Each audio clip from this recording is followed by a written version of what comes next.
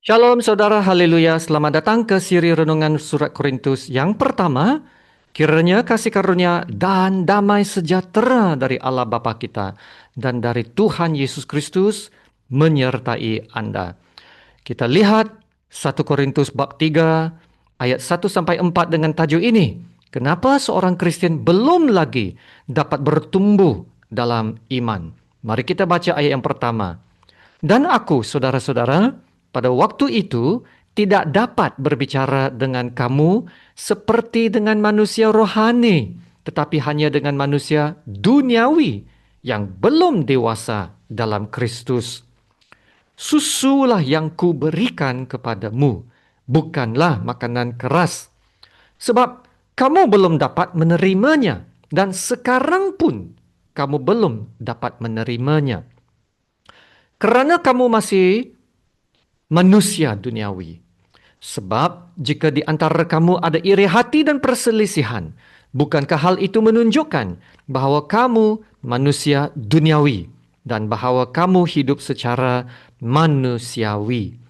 Kerana jika yang seorang berkata, aku dari golongan Paulus, dan yang lain berkata, aku dari golongan Apolos, bukankah hal itu menunjukkan bahawa kamu manusia duniawi yang bukan rohani?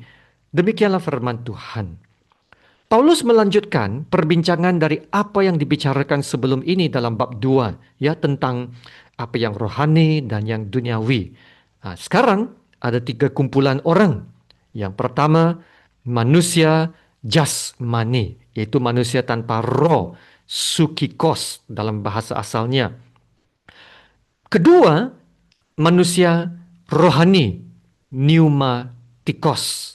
Dan yang ketiga, manusia duniawi, sarkikos. Ya saudara, boleh rujuk kepada slide ini untuk penjelasan lanjut setiap kumpulan manusia ini ya. Dan ini juga ada dalam kotak komen bersama soalan-soalan untuk edisi ini.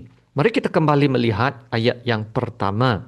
Berkata, dan aku, saudara-saudara, pada waktu itu tidak dapat berbicara dengan kamu seperti dengan manusia rohani, tetapi hanya dengan manusia duniawi yang belum dewasa dalam Kristus. Dalam ayat pertama ini, Paulus berkata, dia ingin berbicara hal-hal rohani kepada mereka, tetapi tidak dapat. Kenapa tidak dapat? Ayat ini jelas mengatakan, sebab mereka adalah manusia duniawi yang belum dewasa dalam Kristus. Sebagai bapak rohani ataupun gembala mereka, Paulus mengharapkan supaya mereka dapat bertumbuh dewasa.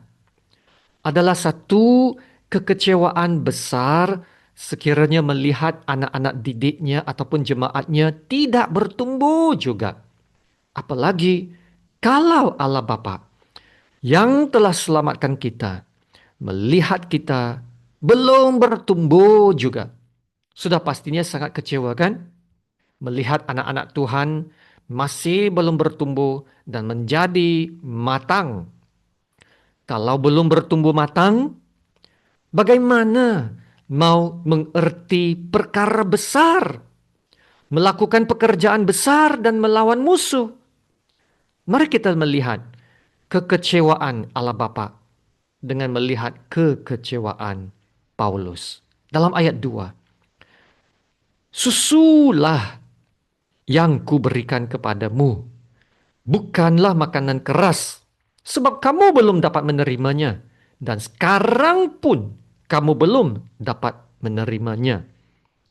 Dan sekarang pun, kata Paulus, bermaksud dari yang ayat pertama berkata pada waktu, dari waktu itu sampai sekarang pun yang ayat 2. Mereka masih dalam keadaan yang sama. Belum bertumbuh. Sudah sekian lama mereka masih dalam keadaan yang sama dalam iman mereka. Mereka sepatutnya sudah dewasa, sudah dapat berbicara hal-hal rohani, dapat bersaksi, ada hikmat kebijaksanaan, ada gigi, boleh kunyah daging, tetapi mereka harus diberi susu.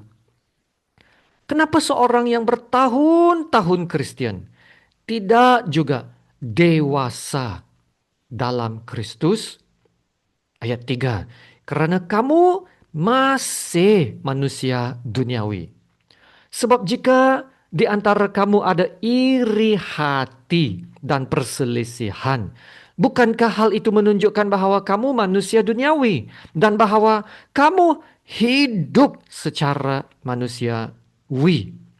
Ya, di sini berkata karena kamu masih manusia duniawi, kamu masih manusia duniawi. Ya, begitulah teguran Paulus terhadap jemaat Korintus. Dan ayat 4 sambung berkata, karena jika yang seorang berkata, aku dari golongan Paulus, dan yang lain berkata, aku dari golongan Apolos, bukankah hal itu menunjukkan bahwa kamu manusia duniawi yang bukan rohani? Dalam ayat 4 ini, Paulus menjelaskan lebih spesifik kenapa mereka masih duniawi. Karena di kalangan mereka ada iri hati, ada perselisihan. Nah, inilah masalah-masalah dalam gereja Korintus. Mungkin bagi kita hari ini, yang bagi kita ya, masalah dan perkara yang menghambat, menghalang pertumbuhan iman kita adalah sesuatu ketagihan. Tidak dapat kawal diri, kaki botol, kaki judi, merokok, melakukan perkara yang berdosa, tidak menghasilkan buah-buah roh Allah. Semua itu juga tanda kita masih manusia duniawi yang bukan rohani. Kalau kita masih hidup seperti manusia duniawi, kita akan menghadapi lebih banyak masalah, terutamanya masalah moral dan karakter. Kita tidak akan dapat dewasa dalam iman. Kita tidak akan dapat hidup dalam kemenangan, tetapi hanya menjadi hamba kepada keinginan daging dan nafsu. Hamba saja kepada keinginan daging dan nafsu. Walaupun kata-kata Paulus dalam petikan ini adalah suatu teguran, tetapi ia pasti suatu teguran yang penuh kasih, yaitu dengan harapan mereka dapat sedar dan kembali kepada kehidupan rohani yang benar. Amin. Oleh itu, marilah kita melakukan pertobatan yang sejati, menghasilkan buah yang selaras dengan pertobatan itu, bertumbuh dalam kebenaran, dan semakin hari semakin menyerupai Kristus. Amin. Kasih karunia Tuhan Yesus menyertai Anda. Mari kita berdoa. Bapa kami yang di sorga, Allah Bapa yang kami sembah, kami puji, dan kami tinggikan. Terima kasih Bapa untuk firman-Mu.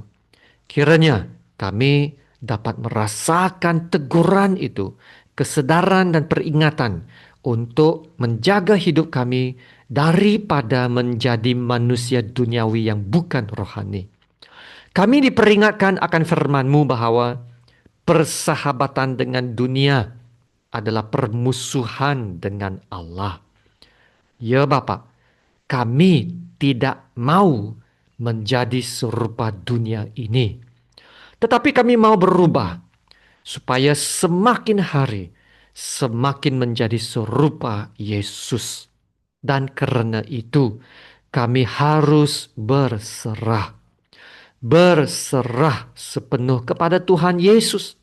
Dan kami percaya Allah Bapa akan bekerja melalui kuasa-Mu untuk melakukan pekerjaan yang jauh lebih besar daripada apa yang dapat kami fikirkan dan kami doakan. Menurut kehendak-Mu Bapa yang sempurna. Haleluya. Terima kasih Bapa. Dalam nama Tuhan Yesus yang termulia, kami berdoa dan ucap syukur. Amin.